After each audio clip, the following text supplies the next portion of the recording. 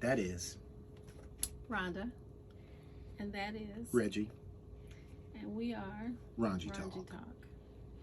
So, one of the subjects I wanted to talk about was a recent interview that I saw on the Breakfast Club um, with Gary Owens. Do you know who Gary Owens is? No. Gary Owens is a very well known American comedian. He's white, but he's very well known, especially in the black community. He's really a funny comedian and stuff. He's very versed with the black culture. You know, his wife is black, and he was married to her for 23 years. And just recently, they entered into a divorce where they're getting divorced and stuff, the proceedings to divorce each other. So he had been quiet for a number of months about his divorce, and there had been all types of rumors going around. He cheated on his wife, he did this, he did that, and blah, blah, blah, so and so. So, once the proceedings started, which I think are taking place in the state of Ohio, he decided to go on the Breakfast Club to talk about it. And I found it interesting because the Breakfast Club has an interesting approach of the three characters that they have on there, which is DJ Envy, Angela Yee, and Charlemagne. I don't say the rest of his name because I just think it's ridiculous, but Charlemagne on there, okay? So the bottom line is they always have this particular type of approach when people come on there. It's kind of like they're kind of being friendly to you, but they're just waiting for the chance to just like really, you know, pull a rug from up under you or pull the chair from up under you. But especially more so with Charlemagne. Charlemagne, I know in media, you know, you have these people who they call provocateurs. They speak provocative and they say provocative things. But I don't think he's really a provocative type of person. I think he's more of an instigator. He's more of an instigating agitator type of person. And he'll do anything at any expense to achieve that goal, which I find sometimes kind of disturbing. Like when you watch him, and he was talking with Gary Owens. There's this one part he was talking to him with Gary Owens in the interview. And he kind of got into this thing. He's like, well, what did you do to her? What did you do to her, man? What did you do to make her divorce you? You know, to try to kind of strong arm him into, you know, going. And then Gary was like, hey, I didn't do anything. You know, the conversation went on to where he talked about we tried, you know, to work some things out. He said we had actually broke up. He said him and his wife had actually kind of separated maybe 2 times over the last few years. And he said it just got to a point to this time to where he was just like, I just don't feel like being here anymore. It wasn't that I'm mad at her or angry at her and stuff. It's like I just didn't want to be here. So Charlemagne was trying to really push a kind of narrative. Now they know the man is in the process of getting a divorce, so it's a case that's ongoing. Right. So Charlemagne was saying things like, okay, so you called her cheating on you. Is that why you cheated on her? You know, to try to get him to say that. It was just like they were kind of attacking him. They was kind of attacking him as a man, and him coming on there saying, well, whatever the case, the first thing we're going to start with is the atypical thing that most of the people in the public want to hear. Oh, it must have been your fault, dude. Yeah. Which I What think did you is do so to her? unfair. I think that in relationships, men always are the first ones to get the bad rap for whatever. Yeah. And I think also in this situation, that because he's white and his wife is black, you know, sometimes people under the covers play the race card, and so they were probably also messing with him because of that, because they're like, what did you do to the black woman or whatever? Right. So Right. you know, And Charlemagne was even trying to play as like, oh, you gonna have some people on you because you left her and this and that and blah blah blah. And there was this one part where DJ Envy told him, he says, well, what do you think is fair? What do you think is fair she should get? You know, she took care of your kids all those years and this and that. And so my man Gary had to push back and say, hey, yo, whoa, we both raised them. We both raised those kids together. right? And his kids are like adult kids. Yeah, He ain't got like little babies or anything like that. So they said, well, what would you come on the show for? Like, why would you come on our show and talk about it? You weren't talking about it before. And he stated his case. He said, I'm on the show because I'm kind of estranged from my adult kids because, you know, it's probably embarrassing for them. Like the first thing it went out on was like TMZ. So like if you at school, college, and you know, and stuff comes across on people's phone, like, damn man, your dad getting a divorce, you know, it's probably really embarrassing. You know? That's true, but if I were in that situation, I would, if I had any relationship with my parents, I would definitely, instead of being estranged, I would go and talk to them and find out what's going on. That's what I would do. Well, that's the more common sense thing to do. But I think that the kids, maybe their emotions are just right now, it's just kind of raw, and it might take a few months before they just kind of come to that thought, like, you know, I'm gonna go talk to my father and find out what's going on, you know, before I ruin all of those years I've had this relationship with this man. Right. And then because he's, you know, divorcing my mother, for whatever reason they have going on with them, Yeah, that has nothing to do it with has the nothing to kids. do with them as adult, especially as adult children. Yeah. You know, you have to go on with your life. You're supposed to be living your life, not like my life is sitting around my mom and dad being together and married. Nope, it's not. You're an individual, and especially once you get of age, you are your own individual person. Yeah. And you have to start writing your own chapters in life of what you do. So, but I just thought, I just find it interesting on that show how you know, they kind of like nitpick at people. Like, it was this one thing where Charlemagne said kind of like a little joke to Gary, and he's, you know, because he likes to go, so your wife just so,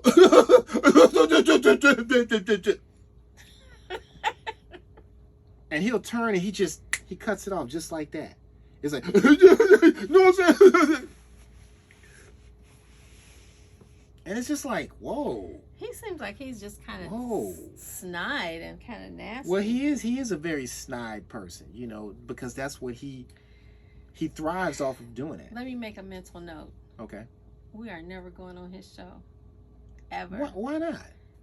Why I want to be in the Because room with him? we could reach a lot of people. I mean, you can't be Why I like, want to be in a room with him? well, you can't be afraid of somebody like him. I'm not afraid, but why would I go in the room with him? Look, all you do is just like, if he getting on your nerves, you do like, look, Kanye went in there one time and went off on him. It's a lot of people have gone on the Breakfast Club and they have gone off on Charlemagne because he says things and does different things. But like Gary handled it cool. Like, he said, look, man, let's just stick to the narrative we trying to do here, man. Like, I know you trying to do your thing. Hey, like, but look, I'm here because blah, blah, blah. And he's like, oh, okay. But I mean that's Charlemagne's thing. I don't know how he is as a person in real life. Well, clearly he's the same way. Is he? I mean, because let me say this. I wonder if he have any children. I think he does. I think he's like married. And that was my other thing I was going to say. If he is married and he has children, it would be hard for me to be married and have children with someone that came in public and acted crazy like that. You know, and I know you have people that, like, they are comedians and they talk about their families and then they come home and they're supposed to be a different way and stuff like that. And he seems like he's that kind of a person. Like, it's possible that he's one way on his show and he's like, oh, he goes home and he's like, oh, baby, it's just for TV. I don't think I would like him unless he's like totally different. And if he is totally different, I don't think I would like the fact that you go to work every day and do that. And then you come home and be a different way with me. I wouldn't like it. But he ain't being that way with you. He's being... But I still wouldn't like to be associated with you. Like, people see us out in the street and be calling you names, or you know, because you're a total asshole at your job. Well, that's true. That is true. That's very true. We don't know what the Mrs. Charlemagne feels for him or what she sees, and we don't know what their personal life is like. He might be a great dad at home and a great husband. I mean, he might even cook dinner every Thursday or something for her. I don't know. But at the end of the day, I just know how he behaves at his job. Yeah. Whenever he's in front of the camera, I just think it's really like a really underhanded type of thing. Yes. Like, him trying to get Gary Owens to say he cheated on his wife, like right there, knowing that this man is going through a divorce. Like, that's what I'm looking at. It's not so much him being a provocateur or, you know, even instigating stuff. It's that you would do that. To this, knowing that this man is going through a trial. And you really, I'm like, really, for real, bro? It's very unethical. It's almost like demonic in a way. It's kind of like, you know, like he's trying to get spirits or something, like people's souls or something like that. You know, the most lives he ruins, like the more power he gets. It's an eerie feeling to like what he does, you know. And it's like people have to go in there and be aware of that, of his behavior, You know, and I don't mean to make this whole segment about Charlamagne. I mean, it's bad energy, know, and that's another reason why I just it- wouldn't want to be in a room with him. I agree. It is bad. It's bad energy, but you know, I guess that makes the show go around. And then How do the other people act? They pepper in a little bit of stuff, but they back off. Like if they know they're getting into something personal, they kind of back off. Like DJ Envy asked that question, which I thought was an unfair question of him to say, well, don't you think she should get something? How much? What do you think is fair for her to get? That's why I'm going through a divorce. I'm trying not to cuss, but that's why I'm going through a divorce, man. I'm going to this judge and talking to him and stuff. That's the whole point of doing that. Yeah. What's the girl named Angela? Angela Yee. What she had to say about it? She was kind of laid back a little bit. She was laying back. I think she's supposed to be leaving the show and getting her own show or something like that. I don't know. Okay. But she was kind of laid back. But she has a tendency to kind of, you know, dig at people. And sometimes it depends on how they feel about people. Like I've seen DJ Envy go at people, but I give him respect because he'll tell us, hey, man, I got a beef with you. You know what I'm saying, man? He'll be sitting right across from him like, yo, man, remember that time you said something about my wife or something? Like, at least, you know, he's being honest and saying, you know, man, I got beef with you, man, because you said this or you said that or you was talking this stuff, man. Yo, what's up? So I got respect for him for doing that. But Charlamagne is very underhanded, very, you know, try to get you, I got you kind of stuff. And I just for the ratings. No, I think he just like I said, he just likes doing it. No, I think it's a demonic type of thing. I really think it's like he's like a demon. Oh. Like he's on that Donald Trump stuff. Like Donald Trump is in trouble now with the New York State Attorney General, and she's suing him for $250 million for fraud. Okay, she announced that today. So what is he doing? He's attacking this black woman, saying she's a racist Attorney General. He's a racist. But he calls other people racist. Like what I am, I project onto you. Yeah, he projects everything. And that's why is she suing him? You said for fraud. For fraud, because okay, that's a whole nother thing. But to sum it up in a nutshell, basically what the Trump organization would do, they would take property and it's like, say for instance, this small little itty bitty room, this little tiny closet that we're in right now, this little small little people where the ceiling's right here at the top of our head. If the camera zoomed out anymore, you see the ceiling be like right here on the top of our heads and the wall is like right here next to me. Anyway, he takes properties and the rooms that are in the buildings, he inflates the size of it. So he does own the building. But he'll say like a room that's 350 feet. Like this is a 1,500 square foot room. The kitchen is this. It's 3,000 feet and this and that. So he can go to the bank and get more money. But then when it comes tax time, it's like, oh, it's just a 150 square foot room and this and that. So he doesn't have to pay a bunch of taxes on it. So those are the type of tactics that he's been doing year after year after year. Okay. And the thing that I hope that comes out of that, now that we're on this whole subject of Donald Trump, the thing that I hope that comes out of is that keep going, yes, keep going. To ask yourself that question, how has he been able to do it so long? How? Well, there's only one name that's going to pop up. Rudy Giuliani. That's how. But has he always been his attorney? He was a district attorney. He was attorney general. Then he became the mayor. All those years. Oh, so you're saying back then he was letting him Yes. Yes. And that's why he had him come work for him when he was running for president. Absolutely. Like it's right there in front of people and people just don't want to admit like, oh God, that's right. Giuliani guy was back there. Like what a lot of people forget about Rudy Giuliani is that he was basically on his way out. Right. He had been voted out. Yeah. New Yorkers was like, they couldn't stand him. They hated his guts. And then them towers fell. Right. And then because he was walking down the street and he took his little mask, I was like, here, put this mask on, told the chick, that's America's mayor. He's still the same scumbag he was before them towers came down, man. You know, and that's about opportunists. Yeah, real opportunists. And you can't blame him, but what does that say about the American public?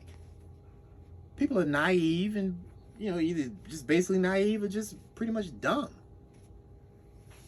That's just like Donald Trump. Like so many people, Donald Trump's a successful businessman. Where? When was he a successful businessman? What are you talking about? His failed casinos, his properties being sold. You know, I've Where heard is a the lot of people success? say that they only base his success on what they never really knew about him. All they knew was that he seemed successful from his TV show. Yeah, going to you're fired. You're fired. You're fired. You're fired. And people like, yeah, I'd like Donald Trump to be my president. Yeah, he goes around firing people. Yeah, he'd make a great president. Yeah, he fires people. Now, Well, that's that shows not, you how much people know about politics. but that's so. not to say that there are some people who probably consciously voted for Donald Trump because it was the equivalent of throwing like a flaming bag of elephant shit through the window of the White House. Like, yeah. Because they were Let's- anti-government? No, Is that what you're saying? anti-government, and they wanted to yes, stir the pot? yes, and they said, but it's the equivalent of a big bag of elephant shit that's on fire, and you get to throw it through the front window of the White House. That's the equivalent of what Donald Trump meant for a lot of people that voted for him. At the end of the day, because I don't believe that everybody voted for him like, oh, I think he's a wise guy and he knows what he's doing. Flaming bag of elephant shit. You know, people do pranks at Halloween and stuff. Yeah. They put the dog shit in the bag. You ever did that? Of course not. You never did that? No. You ain't never? No. Well, I did. I was very sheltered. you know I them didn't na- do you- anything. you know I them didn't na- throw you- eggs. I didn't do none You of ain't that throw no stuff. eggs? No. Man, boy, we used to light some people's was a good cribs girl. up, boy. I was a very good girl. when I was- know. yeah. You was a good girl. I know. I was a good kid too. For the most part. I was a good kid.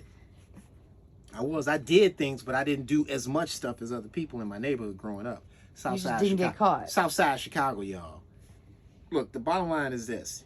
You grow up in a particular environment, you understand what I'm saying? And it's the environment that you're in. You know, some of us, we mature and we make it out. Some of us don't. Some of us die in it, you know, and that's just kind of like the way it is. You know what I'm saying? It's always been that way, and it's always going to be that way. There's nothing you can really do about that, you know? Live and let live, live and let die, you know, it's, you know. But anyway, we getting all off the track now. We going down, I don't know. This was a good conversation, though. Well, I thought it was a good conversation, too. Yeah. So I hope that you all learned something from this, and I hope that those of you who are watching me will go out and learn more about the people that you're going to vote for. Find out about their backgrounds. Find out who they're associated with. Find out the different scandals and things they was involved in. Look, the bottom line is politicians are politicians, you know, and a lot of people feel that, you know, they want to believe in a politician. Don't put all your faith in a politician. Figure out what a politician can do to help you, or something that they can do that benefits or that's going to make your life better, or to make your kids' school better, something along those lines. But don't go out here voting. There are no saviors out here, you all. They don't exist. I hate to be the bearer of, you know, sad, bad news, but like people are like, oh, isn't there a savior that's going to come? No, it's not. The government does not care about you. They just manage you. That's all it is. They just move one thing around and shove this around this way and shovel this over here, slide this in here, help this group of people while ignoring these people. Now we're going to help these people while ignoring these people. That's just the way it goes. So at the end of the day, the sooner that people realize that and understand that, the sooner we can actually get to some real solutions in the world. I feel. That was good. That was really good. Well, I'm just saying that's what it is. It can't help but be good. That's what it is. That's what it is. Thank you for enlightening us. Yeah. So anyway. So until next time. Till next time. That is Rhonda, and that is Reggie. and we are Ranji Ranji Talk. Talk. Deuces.